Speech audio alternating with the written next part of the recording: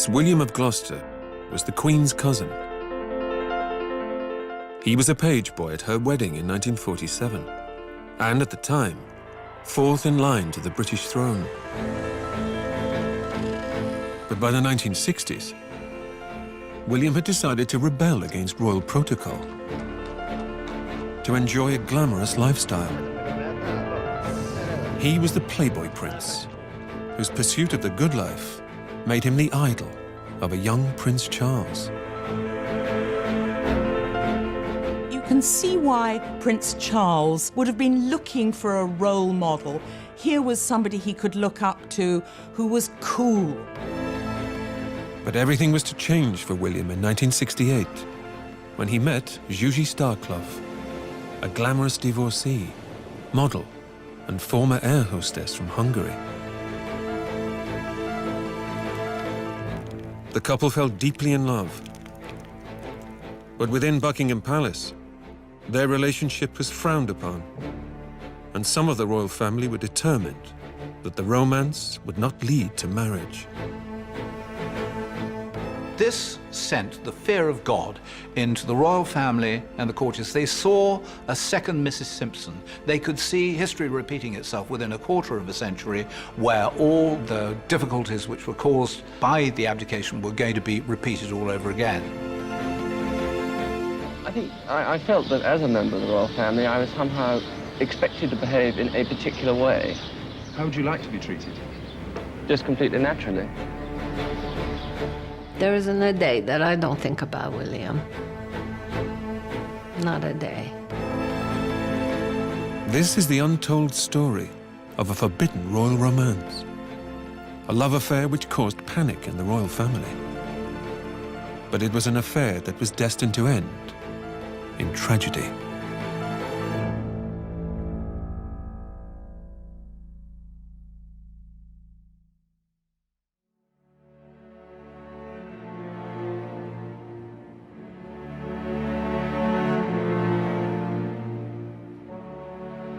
Today, 79-year-old Zsuzsi Starkloff lives in the Rocky Mountains of Colorado, a long way from England and Buckingham Palace.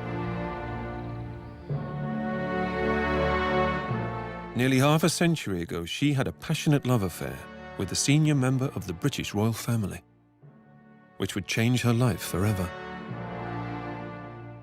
She's never spoken about the affair on camera, until now. The story that you're about to hear is a true fairy tale. Long ago and far away, between Prince William and Zsuzsi, a British prince and a Hungarian girl in Tokyo, Japan, 47 years ago. It's a beautiful story, and I am the Zsuzsi. In the mid-1960s, Zsuzsi Starkloff was living in Tokyo, Japan, a single mother and separated from her second husband, an American airline pilot. To earn a living, the former air hostess began working as a model, her Western beauty much in demand in the Japanese capital.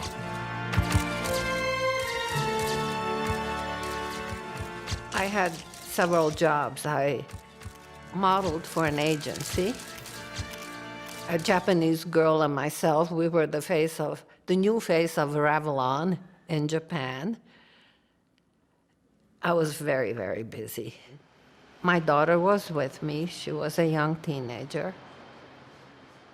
I had a lot of new friends and very interesting people I met. Sean Connery was one of the people in Japan making a movie and had dinner a couple of times. A lot of people said, of course you're going back to the US. Japan is no place for a woman alone. It's a man's world. No woman decides to stay there.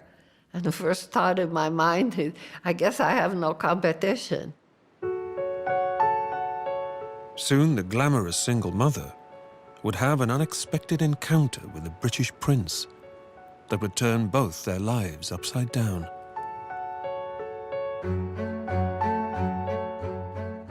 Born in 1941, William Windsor was the son of the Duke and Duchess of Gloucester, the nephew of King George VI, and by his first birthday, fourth in line to the British throne. William was the grandson of a king, George V, and he was the nephew of two more kings, George VI and Edward VIII. But in a sense, he was very different from other royal princes. He was really the royal family's forgotten star, a dazzling young man with a great future promise, highly intelligent, extremely robust, adventurous, and sexy. He was one of those golden individuals who somehow seemed to have picked the best attributes of both parents. His mother, Lady Alice Montagu Douglas Scott, she was, by the standards of the day, slightly older than usual when she got married, in her 30s, but she had a couple of miscarriages. So by the time William was born, she was 40 days off her 41st birthday, in fact. So he was really an adored son. They'd almost given up hope of having a child. In accordance with family tradition, in 1958, William was sent to Eton. The self-possessed young prince made an immediate impact on his history tutor, Giles St. Aubyn. He was fiercely independent. He really fought against being too much dragged into the royal life. In fact, he was really rather allergic to being pushed around. He did like elder women. I think he was more suspicious, in a way, of younger women. I mean, I think if you're in his position, you're very handsome, you're royal. I think quite a lot of younger women rather threw themselves at him. And I mean, he was quite intelligent enough to see through that once away, and he just didn't like it. And I think he just felt safer with maturer women. William grew up in the royal spotlight, but yearned for adventure, a life beyond his duties. After graduating from Cambridge, he turned his back on the traditional royal career in the military. Instead, he set his sights on a civilian job in the diplomatic service. He laid out his thoughts in this rare television interview. Why did you choose to work in the Foreign Office rather than anything else? I don't know. I think it had always been my ambition to try and get into the Foreign Office after having gone to Cambridge. And I think it's more a question of having a goal than anything else. Did you ever plan on a different career? I think a career was planned for me to join the army. And having decided that I didn't want to go into the services and having not had to do national service, I just pursued my aim to try and get into the Foreign Office. I had the eerie feeling he was going to step off the screen and step out of the picture and continue talking to me. It's amazing. It seems like no time has passed. It all just happened.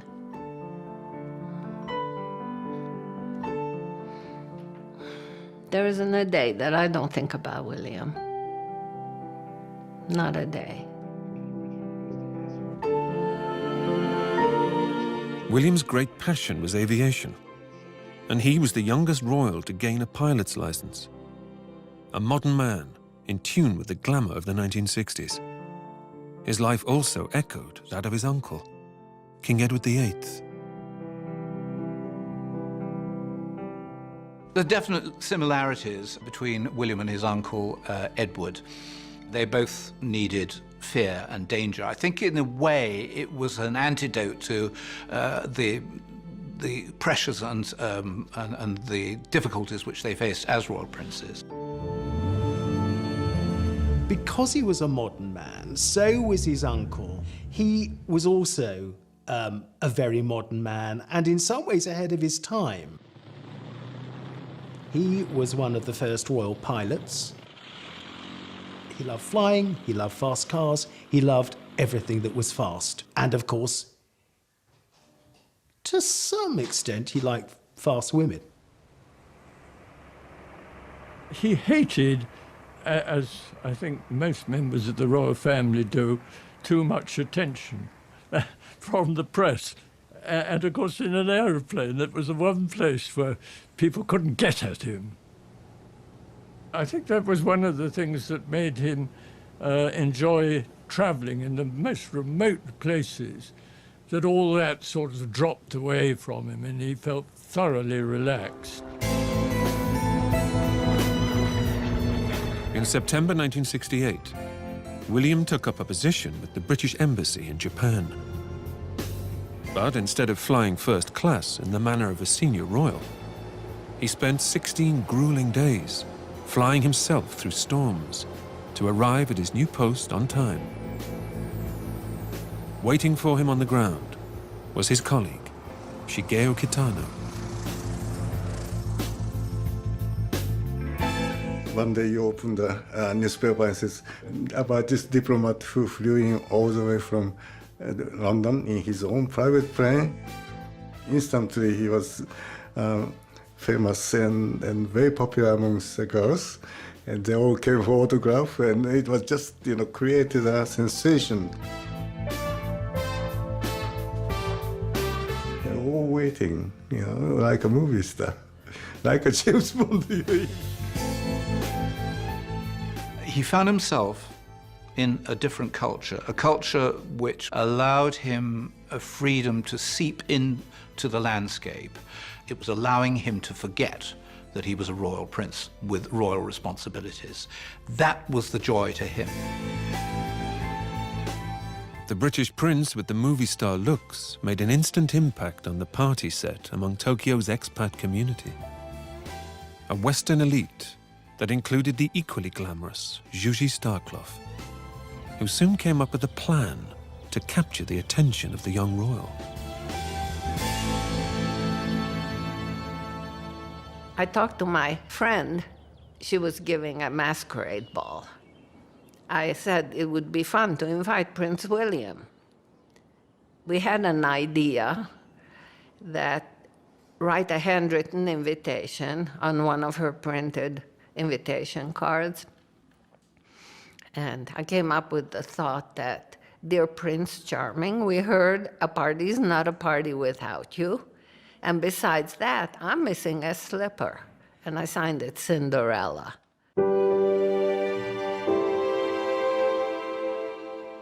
I was dressed as an Indian princess. And he dressed as the Lone Ranger with a black cape and a mask.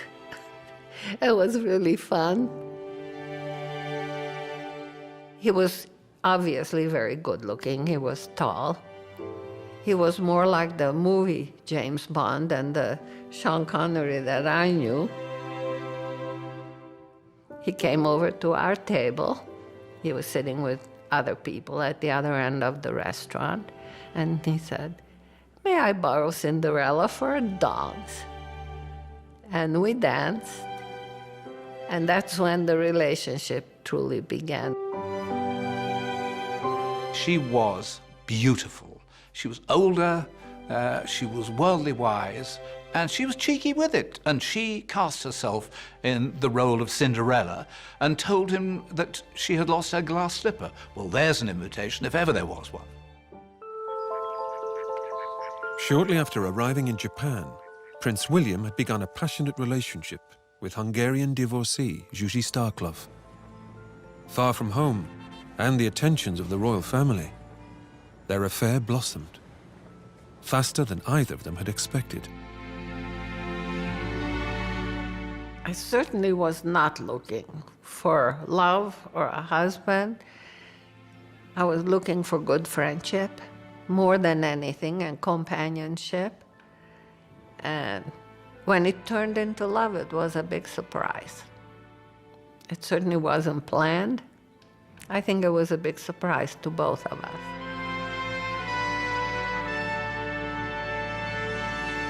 You could see in the way he looks after her, helping her into the airplane, the way they look at each other, you could see they're in love, you know, they couldn't be inseparable.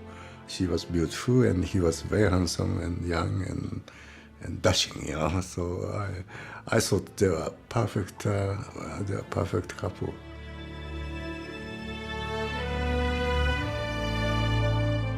For William in Tokyo, he was away from the prying eyes of his close circle and the British press. And no wonder he found somebody like Zsuzsi deeply exciting. I am a little bit blushing at this, but I have to share. About 2-3 months into the relationship, William said, I have to tell you something. I never thought, ever, that love can be this beautiful. I get misty-eyed just thinking about that. That's a beautiful compliment. Prince William and Zsuzsi rented a small house by the Pacific Ocean. It was their private love nest, a safe haven where they could enjoy each other's company, and the only photographers were themselves. I love this picture. This is a picture of William cooking breakfast, which he did almost every day.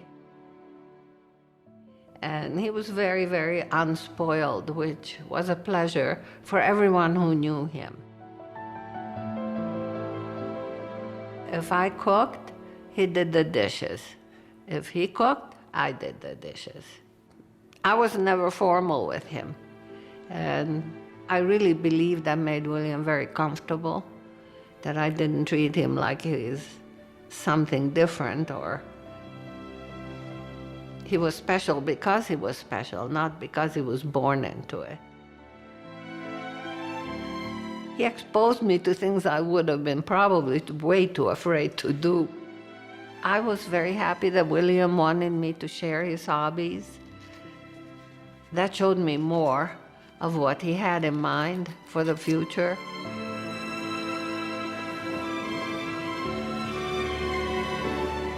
But news of Prince William and Zsuzsi's affair soon got back to England. And it wasn't long before the royal family came calling.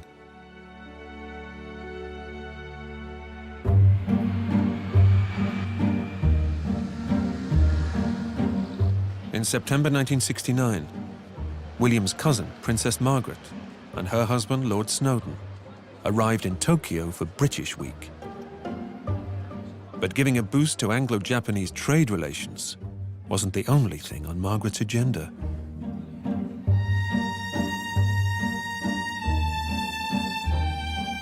The first time I saw Princess Margaret, she came into a theater where she was, of course, guest of honor, and we all stood up and turned back towards the back of the theater, and somebody pointed me out to her. I saw that somebody who was walking in with her. And she looked all surprised. She and William talked quite a bit, and I was very curious of what she would say. I didn't ask William. All he volunteered after the long conversation he had with her was that she said that you are very nice and very interesting, and she doesn't blame me for falling in love with you. Princess Margaret was sent by Buckingham Palace and by her sister the Queen to Tokyo, apparently to attend a business conference. But actually, it's my belief that her real purpose was sent there to scupper William's relationship with Zsuzsi. I think it would be kindest to ascribe Princess Margaret only the highest possible motives by encouraging Prince William to look elsewhere for a wife. But I think that she was a human being and a frail one at that, and I think that her personal experience came a great deal into it. The painful issue of inappropriate royal relationships was something Princess Margaret knew all about. From her own bitter experience, Margaret had, in 1953, the coronation year, fallen deeply in love with Group Captain Peter Townsend, who at one level was terribly suitable because he was her father's equerry, but at another level was absolutely unacceptable because he was 16 years older and divorced with 2 children. So she decided to renounce him for the sake of duty.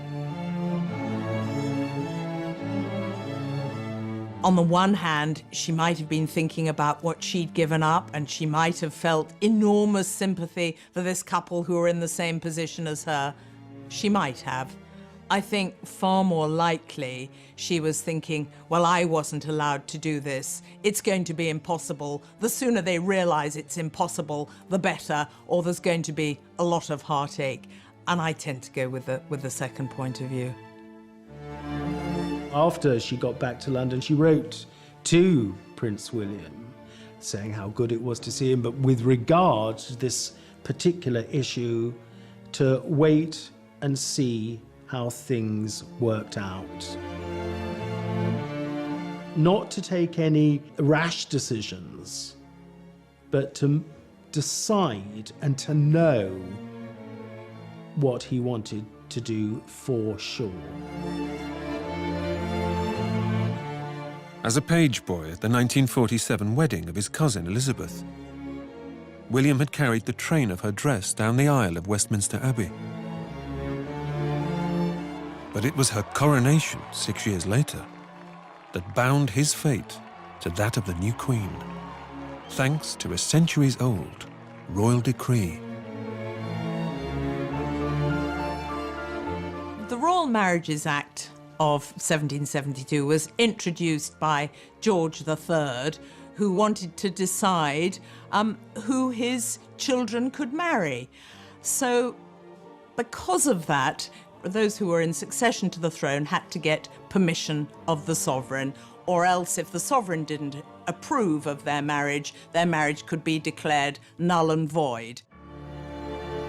According to the papers over the last few years, the gossip columns have tried to get you married off almost every week, won't they? Do you find this sort of thing as strange? Does it irritate you? It worried me, I suppose, to start with, and I imagine it's a sort of quote eligible unquote bachelor.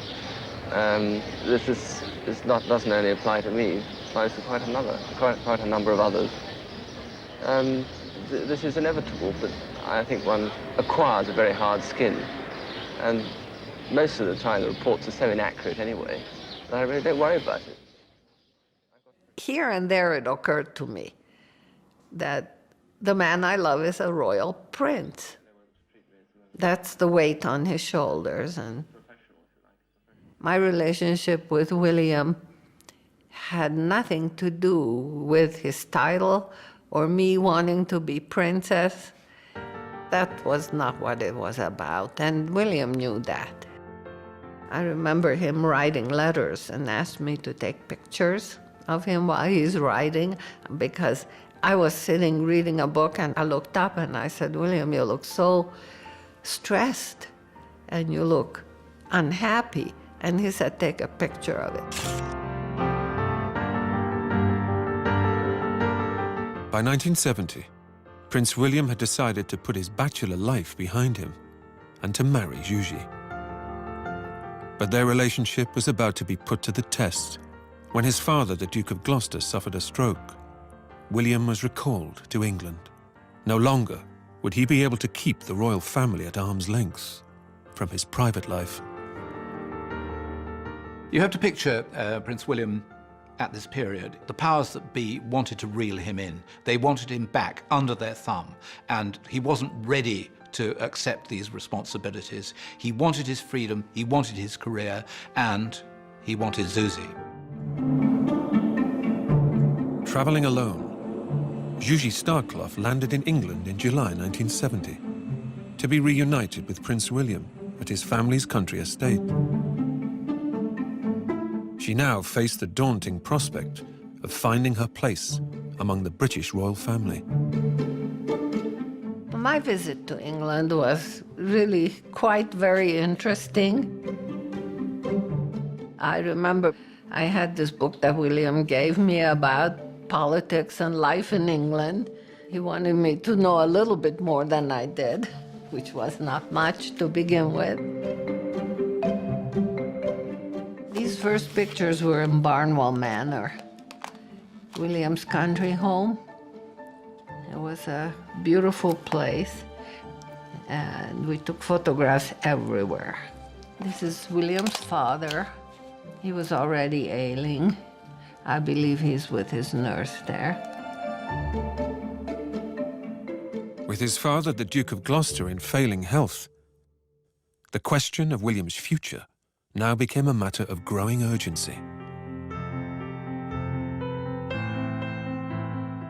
William bringing Zsuzsi to England was a huge gamble, but it was one he was prepared to take because I think that he was anxious to see whether she could slot in to his future here in Britain. But it was never going to happen because the royal family didn't want it. Here he is, and he produces a woman who's several years older than him, a foreigner with a child, not the same religion, deeply unsuitable in every way. One can only imagine how he was torn by loyalty to Zsuzsi, the woman he clearly loved, and loyalty to his parents, whom he knew he was this much loved, adored firstborn son. I never pressured him. I was twice divorced, so it isn't like I was a wallflower. I didn't have to have a husband. I loved my life with William. So it wasn't about climbing the ladder. It wasn't about having a title. It was all about falling in love. And whatever some people outside our circle, our friendship, thought, none of that mattered. We were just two people happy to be together.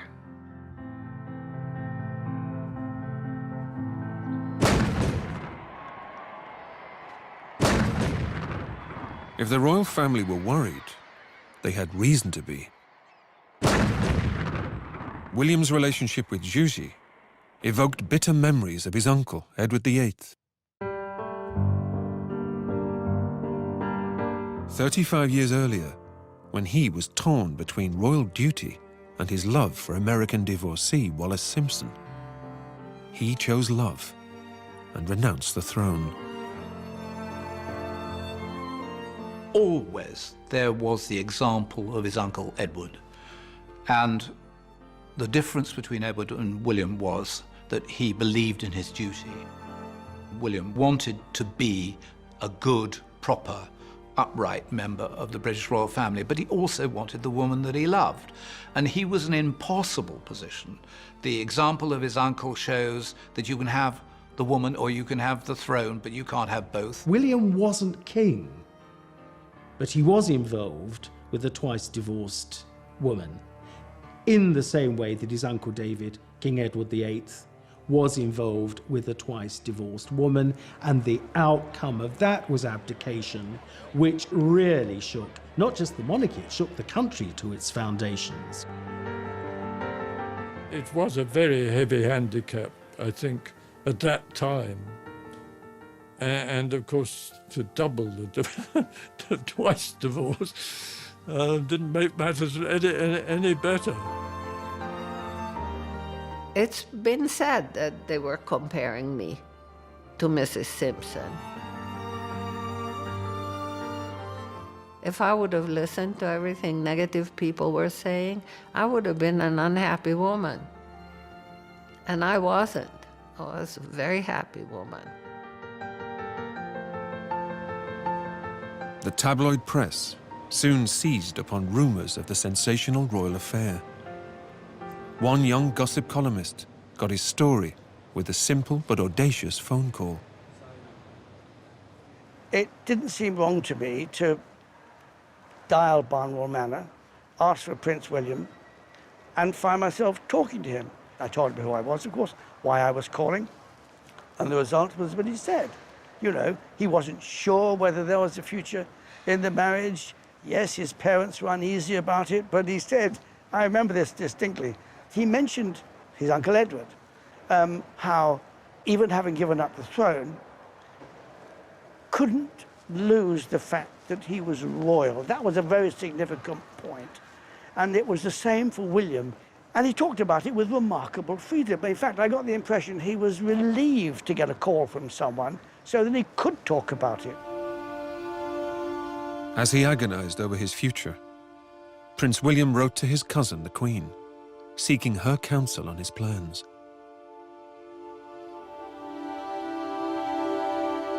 He wrote to Queen Elizabeth to see what the reaction would be if we got married. And he said that she was very gracious and said, follow your heart. But where did his heart lie? Other senior royals left the young prince in no doubt where his true responsibilities lay. Prince Philip was pretty much up in arms against us marrying. He gave us an example, his uncle who abdicated,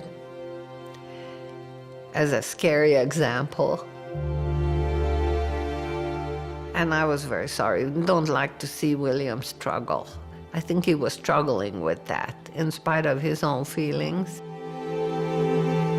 That was the rock and the hard place, because I believed that he wanted to stay together with me.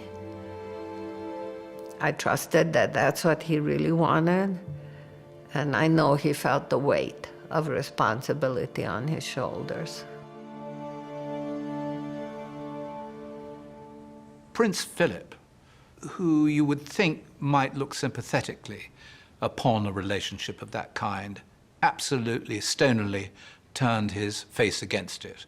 And the reason why was that in the late 60s and early 70s, the royal family did not feel secure. It may have looked secure, but it did not feel secure. It was worried about its future. It was worried about its immediate past. And anything which could inflict damage on the royal family was frowned upon.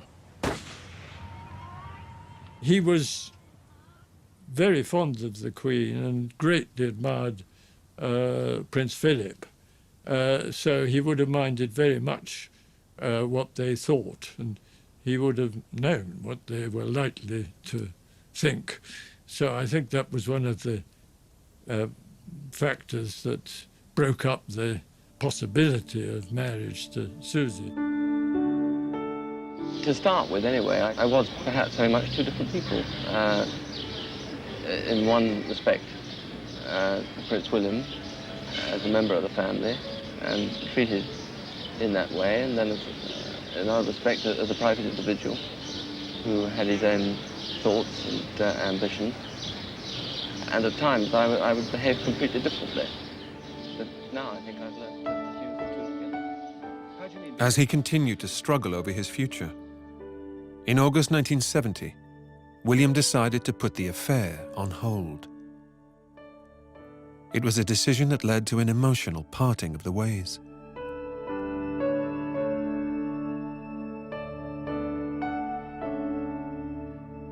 The last time I actually saw William in person was at the airport when he delivered me and deposited me in British Airways seat.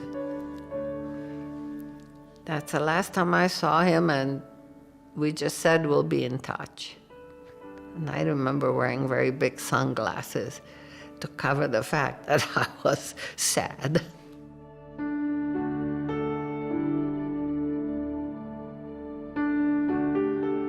In my heart of hearts, I had the faith that at some point we'll be back together, even if he decides for the moment that this is not it, he would miss me. We just had too much together. So although I was very sad to not be with him now, deep down in, I thought, be patient. While Zsuzsi flew to New York and William remained in England. In the following months, they kept in touch by phone and letter, and kept alive their hopes of a happy ending to their love story. But neither could have predicted the cruel twist of fate that lay ahead.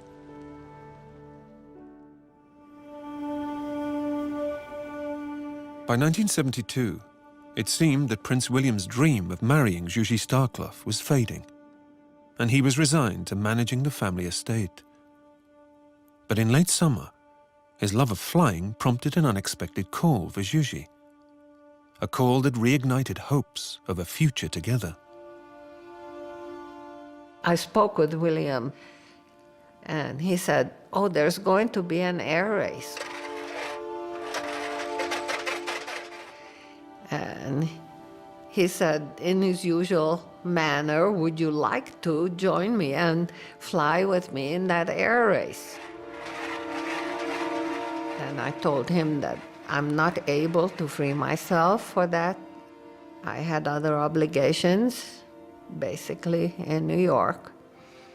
And he said, "All right, I will ask my flight instructor to go with me." With Zsuzsi still in New York, on the August bank holiday, William travelled to Wolverhampton to compete in the air show. Among the crowd of 50,000 spectators was local photographer Ray Bradbury. This photograph shows him arriving, hand in his pocket. He was obviously coming to enjoy the day.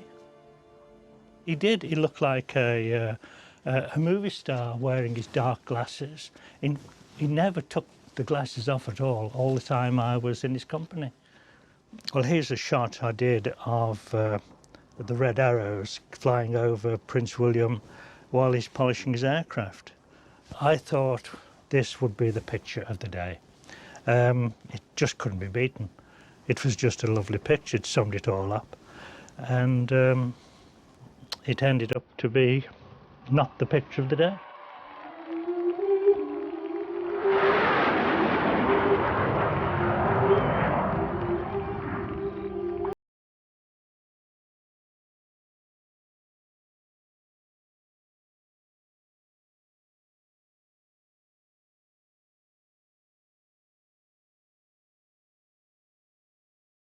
This angle, I'm just amazed at what I can see now. I was standing over there on the tower, photographing it.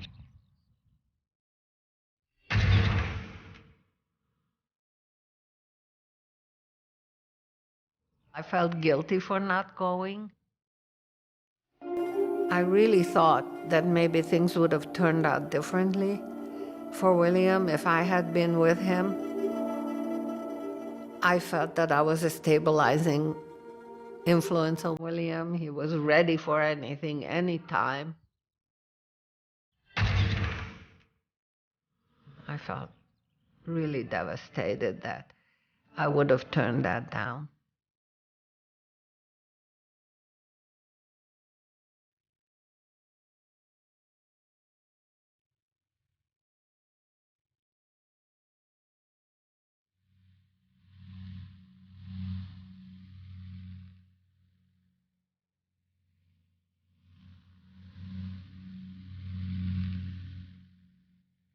Prince William was on this side, the other aircraft was over here, and what I saw was the Prince on this particular side veering off to the left at such a low angle. I just couldn't believe what I was seeing.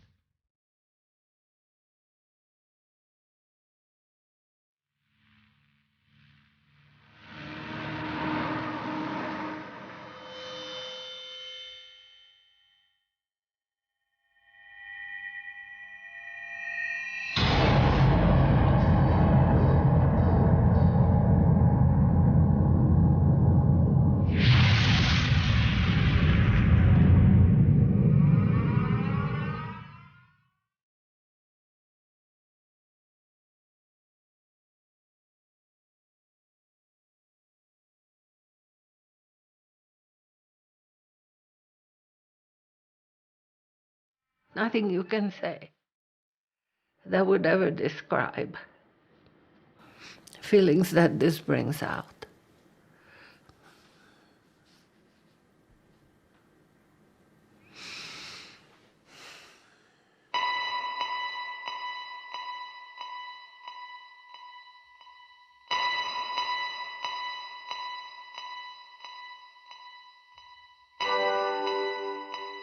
After turning tightly, William's plane had stalled. When it crashed to the ground, he died instantly. He was just 30 years old. Alongside him, in the seat where he wanted Zsuzsi to be that day, his co-pilot also lost his life.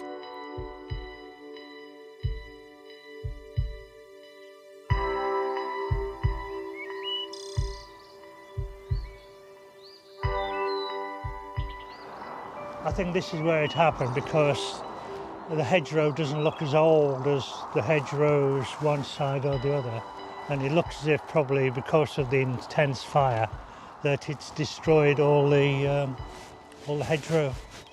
This is where it happened.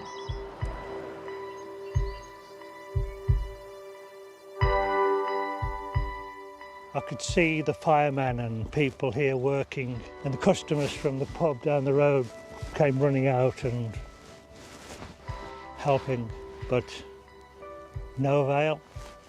They couldn't do a thing. The flames were just so intense. It just seems incredible that this is where a member of the royal family was killed.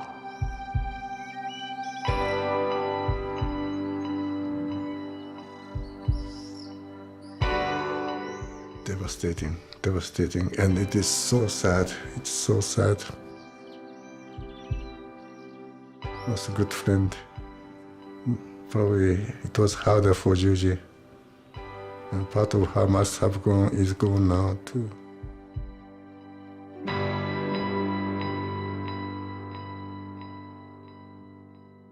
I think for about 3 months I was numb. I didn't go to the funeral. I would have been an embarrassment. I would have sobbed out loudly the whole time. And I kind of regret that in a way. I should have been there, but I was mourning my way.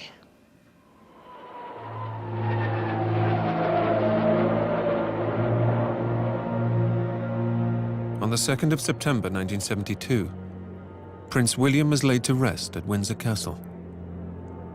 His father was too frail to attend, but his mother, Lady Alice, was joined by the Queen, Prince Philip, and Prince Charles.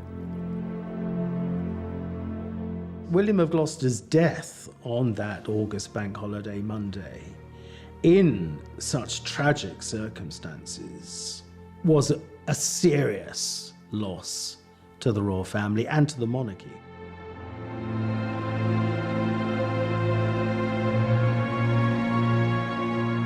Quite clearly, the royal family were devastated by this. You can see from Prince Charles, who was only 23, who had looked up to his older cousin, and now he wasn't there for him anymore. So to lose somebody like that was really an enormous practical loss for the royal family, as well as the deep personal tragedy. Such was Prince Charles's respect for William. In 1982, when Princess Diana gave birth to his first son, he named him Prince William.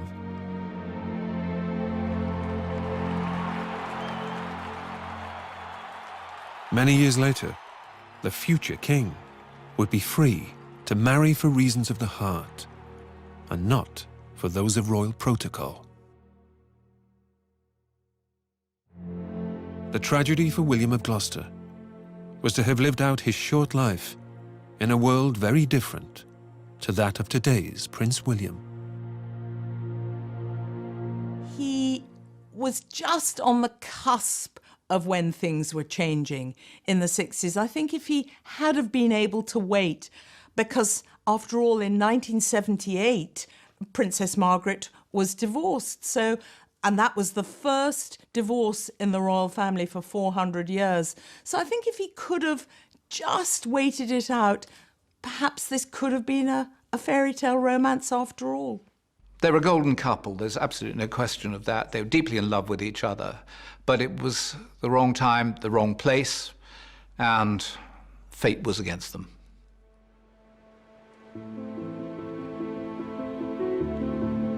Zsuzsi Starkloff never married again after William's death. Today, almost 50 years later, she retains her memories of their days together and a treasured symbol of the marriage that could never be. One day, very unexpectedly, William looked at me and took off the ring that he was wearing all these years and put it on my hand. And he said he wanted me to have that and keep it forever. This ring today I wear on a chain on my neck, and you can see the insignia on it. It means commitment to me. It's kind of like a last word on a long, wonderful relationship.